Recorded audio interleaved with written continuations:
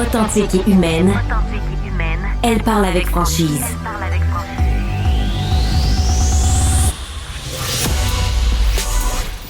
Elle traite l'information avec rigueur et efficacité. Une approche fraîchement moderne de l'actualité. Isabelle Maréchal. Bonjour à vous qui m'écoutez, peut-être dans votre bureau à la maison, dans votre véhicule, vous êtes peut-être dans les transports en commun. Merci d'être avec nous. On vous accompagne pendant les 2 prochaines heures, puis on a plein de sujets variés à aborder avec vous. Mais vous me permettrez de commencer tout de suite avec un dossier qui nous occupe beaucoup depuis les dernières années, qui nous préoccupe beaucoup aussi de plus en plus. Puis on parle du réseau de la santé. Vous savez que depuis le 1er décembre, il y a cette nouvelle affaire qui s'appelle l'Agence Santé Québec, qui a pour mandat de remettre tout ça là, sur le bon chemin. Malheureusement, avec ça vient aussi la mission de couper 1,5 milliard de dollars parce que c'est ce que le ministre des Finances a demandé comme effort et c'est ce que le gouvernement Legault a demandé comme effort à Santé Québec. Évidemment, puis là, vous l'avez vu au début, si Christian Dumais, le ministre de la Santé, disait non, vous inquiétez pas, ça va se faire sans compression de services. Mais là, la semaine dernière, commençait à dire que ouais, peut-être que ça aurait un impact. En même temps, est-ce qu'il y a des économies d'échelle à faire dans le réseau? Sans doute.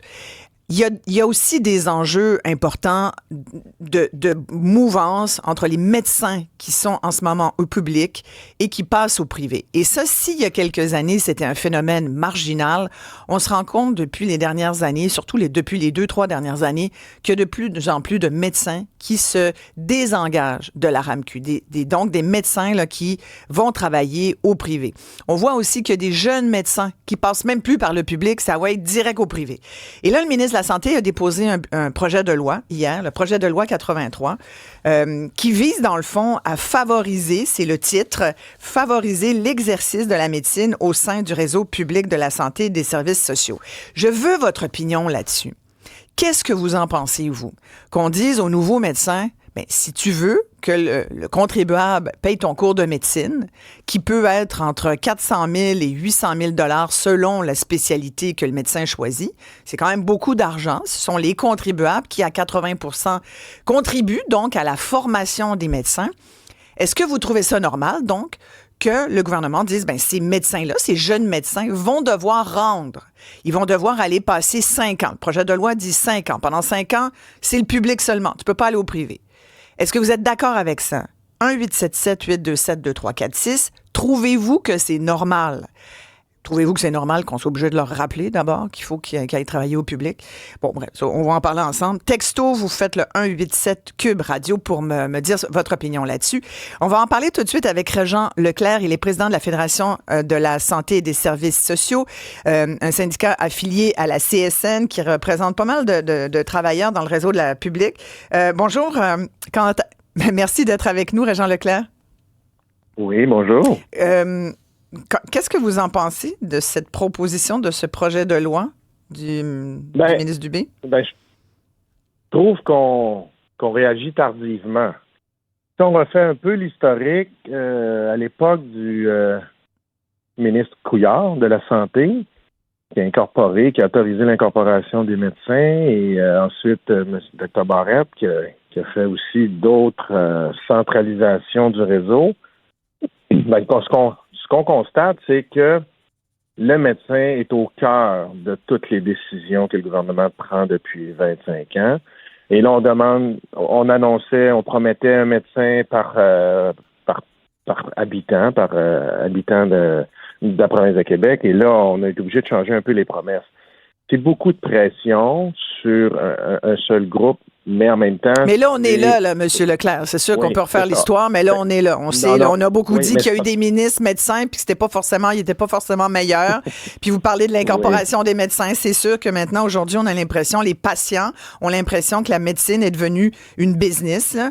Puis on comprend que tout le monde a besoin d'un bon salaire, mais là, la question, c'est de savoir, est-ce que ce projet de loi, avec le fameux 5 ans, moi, ce que je retenais vous avez envoyé un communiqué, je trouvais ça intéressant. Vous dites, sincèrement, on essaye après 5 ans, on essaie de nous refiler une astuce, c'est-à-dire qu'après 5 ans, il n'y aura pratiquement pas d'obstacle à ce que les médecins aillent au privé. Exact. Donc, on ne sera pas plus avancé. C'est ça votre position?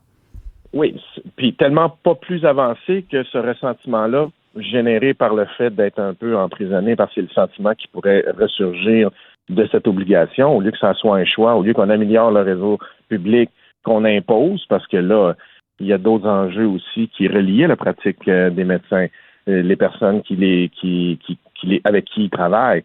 Tout l'entourage d'un médecin, c'est pas un médecin seul qui peut faire tout ce qu'il fait. Et c'est cet enjeu-là.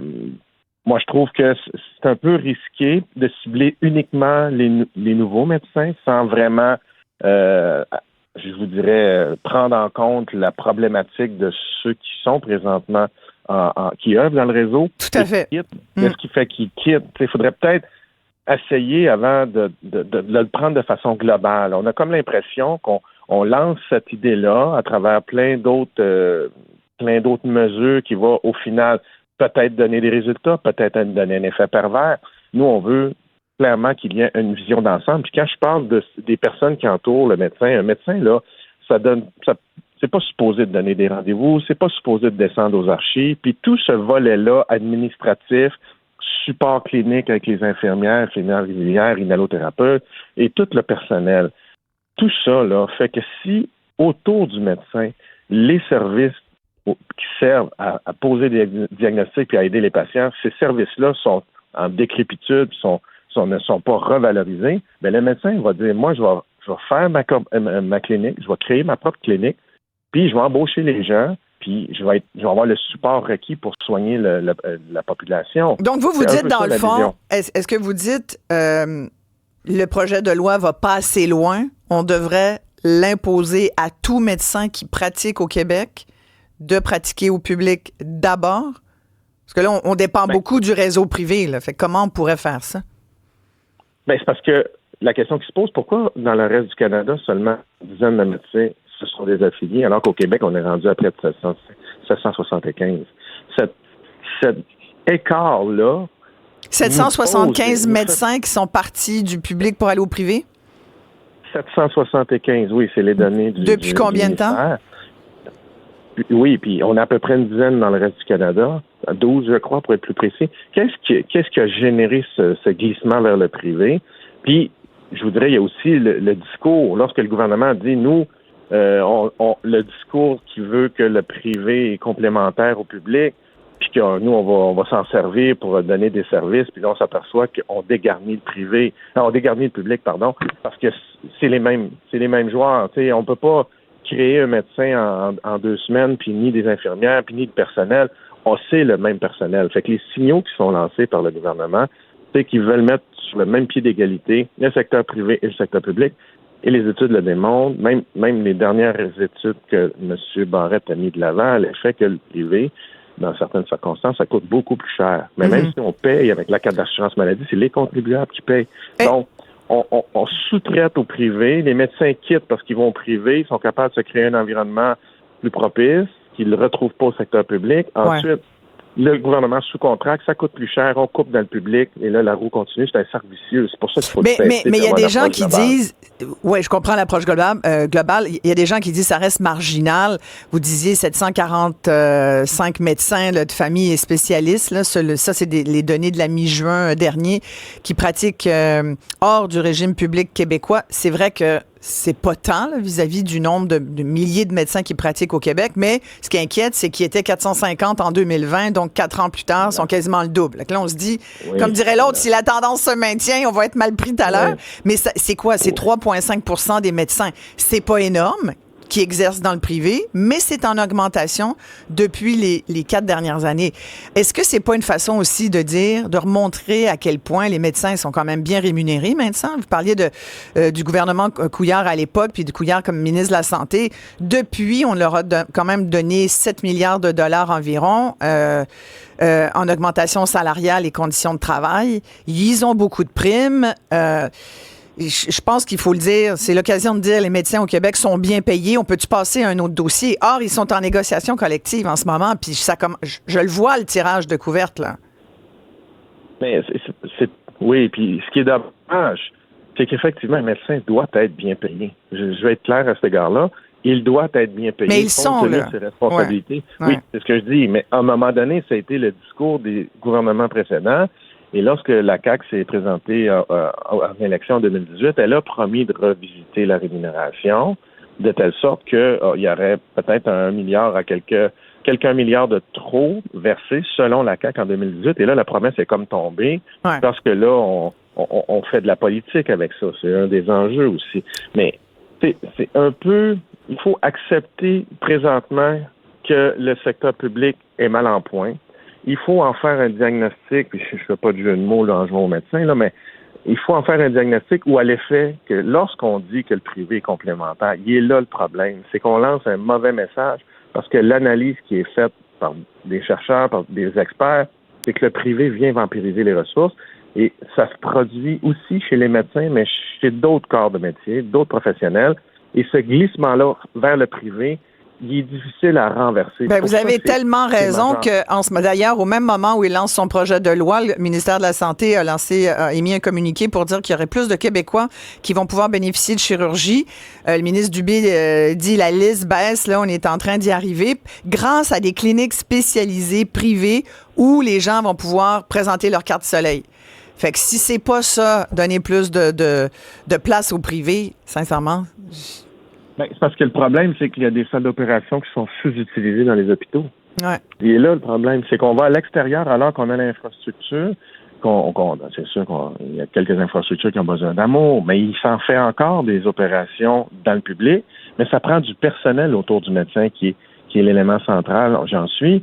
Mais à partir de ce moment-là, que quelqu'un décide de se construire une clinique spécialisée, ça ne pourra pas être temporaire. Il est là, le glissement. C'est ça qui est dangereux. Et là, les cliniques vont toujours demander à opérer et on va vider les hôpitaux de personnel, de matériel, de ressources financières parce qu'il va falloir les payer, ces cliniques privées-là. Fait quand on dit que c'est temporaire ou c'est complémentaire, c'est là que c'est dangereux dans le contexte actuel où on exerce des coupures dans le secteur public qui va le fragiliser davantage. Puis, au final, le médecin, là, lorsqu'il est en demande pour qu'il y ait du contrôle dans sa profession, puis qu'il dise « Je peux-tu avoir les ressources pour opérer ?» dans le vrai sens du terme, mais je crois pas que le gouvernement entend la même chose. D'autant plus que les médecins qui sont encore au public, puis qui opèrent au public, puis qui donnent des soins à la population, eux, ils savent dans quelles conditions ils sont et ils le décrivent parce qu'ils demandent de l'aide. C'est par là qu'il faudrait commencer à faire l'exercice de les garder. Puis après ça, on verra comment on peut, par la loi, faire en sorte qu'on dise pas seulement 5 ans, mais c'est pour la carrière entière, parce que c'est dans un contexte où l'environnement dans lequel les médecins vont faire en sorte qu'ils sont bien et sont capables de rester dans le public. Là, à partir du moment où on ne répond pas à ces demandes-là, qui n'est pas d'une demande salariale, soit dit en passant, parce que vous l'avez dit, ils sont les deuxièmes mieux payés au Canada. Mais il faut trouver des façons de leur donner un environnement propice à l'exercice de leurs actions, de leur métier, de leur profession. Merci beaucoup, Régent Leclerc, président de la Fédération de la santé et des services sociaux affiliés à la CSN. On a beaucoup de commentaires de votre part. Merci de le faire. Vous pouvez nous appeler au 1-877-827-2346 par texto. Dites-moi comment vous voyez ça, là, ce projet de loi, l'obligation de pratique, cet engagement, ce contrat social, dit le ministre de la Santé, Christian Dubé, que les médecins doivent avoir vis-à-vis des Québécois qui contribuent largement à leur formation. 187 Cube Radio. On a Vicky au bout du fil, qui est une infirmière. Bonjour, Vicky. Bonjour. Comment vous voyez ça, vous? Moi, comme dans le fond, je suis en train d'étudier pour être IPSPL. Ouais. Et puis, nous, comme IPSPL, on doit signer un contrat pour avoir la bourse gouvernementale qui nous oblige, à la fin de nos études, là, de donner 3 ans là, au public avant de pouvoir aller au privé. Fait que c'est quand même, je trouve, quelque chose de bien, étant donné que nous, notre salaire est beaucoup moins que celui du médecin, puis que notre coût social à être formé est beaucoup moindre aussi. Je trouve que les médecins je trouve que c'est un projet de loi qui fait du sens et qui devrait eux aussi faire leur part pour contribuer. Fait que donc, les infirmières spécialisées, là, comme vous, les infirmières auxiliaires, vous, après votre cours, vous devez aller donner 3 ans. Vous devez rester dans le public 3 ans. Là. Vous ne pouvez pas aller travailler dans le privé. C'est ça. Si on va travailler dans le privé, à ce moment-là, il faut rembourser la bourse de 60 000 qui nous a été accordée pour le 2 ans et demi dans le fonds de formation qu'on a fait. Intéressant. Et donc, j'imagine que ça retient pas mal vos collègues. Là. Oui. Par contre, le privé vient nous courtiser parce que pour eux, en plus, c'est pas normal non plus que nous, les infirmières IPS, quand on sort, il y a des infirmières cliniciennes, dans le fond, qui sont au dernier échelon, qui gagnent plus cher qu'une infirmière IPS qui sort avec une formation où ce qu'elle peut aller soigner les gens, là, puis prescrire. Il y a beaucoup d'inégalités par rapport à ça. Fait que le projet de loi pour que les médecins puissent rester, je trouve que quand même, ça fait beaucoup de sens, là. Mais complètement. Est-ce qu'il y a, vous dites, on est courtisé par le privé, ça, on le sait. Puis, est-ce qu'il y a même certaines de vos collègues ou vous peut-être là, qui se font dire, regarde, ton 60 000, on va te le rembourser, mais engage-toi à venir travailler chez nous pendant plusieurs années. Oui? Oui. Puis même, ils remboursent notre 60 000, mais ils nous donnent un meilleur salaire que ce que le privé nous donne, le public, je veux dire, nous donne. Avec le 60 000, puis un engagement beaucoup moins restreignant et avec des heures beaucoup plus agréables. Là, parce que, tu sais, on se dit, oui, je vais aller travailler au privé, là, parce que ça, c'est comme c'est pour voyons, comment on dit ça, pour la qualité de vie aussi, là, pas juste pour l'argent, mais la qualité de vie, là. Complètement. Vous travaillez où, Vicky, en ce moment? Moi, je travaille à Montérégie. Au privé? Non, présentement, je suis à l'école, mais je travaille parce que comme avec la bourse qu'on a présentement, on est obligé de travailler pour pouvoir être capable de vivre, là, parce qu'on s'entend que quand on est rendu à la maîtrise, on est tous des adultes avec une famille. Fait que oui, je travaille dans le public, mais j'étudie là, présentement, puis c'est sûr que le privé nous tend beaucoup de perches. Et est-ce que si le privé c'est sûr que comment voulez-vous résister? Là, le privé vous offre des meilleures conditions salariales, meilleures conditions de travail, puis en plus, il vous rembourse le coût, le frais, dans le fond, là, que vous auriez à payer si vous quittez. Allez-vous aller au privé? Ben, c'est très, très tentant, mais en même temps, il y a toute la conscience sociale que, tu sais, je me dis, moi, quand je suis devenue infirmière, c'était pour aider la population. Mais il y a aussi toute la frustration qui est en arrière des conditions de travail qui fait en sorte qu'on se dit, OK, oui, mais on se sent comme peu reconnu. Fait que c'est ambivalent, là. Malgré la dernière négo, là, où on a quand même consenti des bonnes augmentations, là, aux infirmières au Québec. Malgré ça. C'est pas tant les augmentations qui étaient en jeu. C'est vraiment les conditions de travail, tu sais, que les négociations salariales, là. C'est vrai. Puis c'est sûr que niveau salarial aussi pour les IPS, mais comme je vous disais, c'est ridicule du fait qu'une infirmière IPS qui sort, qui a les droits de prescrire comme un médecin de famille, gagne moins cher qu'une infirmière clinicienne du dernier échelon. C'est totalement ridicule, là. Fait que il y a beaucoup de choses encore à voir. Mais en même temps, je sens que vous êtes quand même d'accord avec le fait qu'on oblige les jeunes médecins à faire 5 ans au public avant d'avoir la capacité d'aller travailler ailleurs où bon leur semble. Oui. Moi, je trouve ça tout à fait logique. Ouais. Est-ce que vous iriez jusqu'à 10 ans parce que le syndicat nous dit 5 ans, c'est pas assez. Dès qu'ils vont avoir fait leurs 5 ans, ils vont s'en aller au privé. Il va y avoir un exode. C'est sûr que moi, 10 ans, je trouverais ça bien aussi parce que on en manque tellement. Puis effectivement, c'est tellement tentant d'aller au privé que d'autant plus que comme société, c'est nous qui subventionnons leur étude. Fait que on les paie aussi dès le stage. Fait que après ça, ils s'en vont. Puis merci, bonsoir. Ouais, effectivement. Merci, Vicky, de nous dire ça. On a appris beaucoup de choses grâce à vous. Là. Puis là, on le sait aussi. Merci beaucoup, Vicky. On va s'arrêter ici, très courte pause. On va revenir avec un médecin, justement, qui pratique au public. Un médecin qui n'a pas la langue de bois. On aime toujours bien lui demander son avis. Et ce que Vicky nous dit, là, c'est quand même assez intéressant. Là. Ça veut dire qu'en ce moment, il y a des infirmières qui sont courtisés, on le sait, par le privé, et à qui on dit, regarde, on va les payer tes coûts. Vous imaginez ce que ça peut rapporter au privé, parce que ça fait, tu sais, t'additionnes le 60 000 plus des meilleures conditions de travail. Hein? Pourquoi? Parce que faut pas... Le privé, quand il offre ces conditions-là, c'est parce qu'on calcule, on fait des calculs, puis on calcule que c'est payant de faire ça. Mais c'est sûr, le privé vit du public aussi, vit de l'argent public et vit de votre argent à vous. Parce que quand vous dites, ben là, moi, je n'ai pas de médecin de famille, je vais aller m'emmagasiner un au privé, puis que vous le payez 250 ou 300 pièces de la consultation, c'est rendu ces prix-là, ben on se trouve à subventionner le privé. Qui ensuite va piger dans le public puis prendre les meilleurs. Et là, au public, ben on va se retrouver avec des colos, des employés à bout, pas toujours satisfaits de leurs conditions. Fait qu'à un moment donné, c'est sûr qu'il faut essayer de voir comment on peut faire. C'est pas simple, hein. C'est vraiment pas simple. On s'arrête ici, très courte pause. Je compte sur vous, bien sûr, pour continuer à me donner votre opinion là-dessus. Est-ce que vous êtes d'accord avec le fait que les médecins, là, on parle des médecins qui vont sortir de l'école. Est-ce qu'on devrait élargir le projet de loi? Puis là, je vous dis pas comment c'est possible. Même le fait de dire on va interdire aux jeunes médecins d'aller pratiquer au privé, ça peut être débattable. Il y en a qui disent, est-ce que c'est légal? Est-ce que c'est constitutionnel? Bon, il y a comme un débat juridique qui se présente à l'horizon. En attendant, il y a quand même cette idée-là qui nous permet de parler du statut quand même privilégié des médecins. 1-877-827-2346, 1-877 Cube Radio. À tout de suite.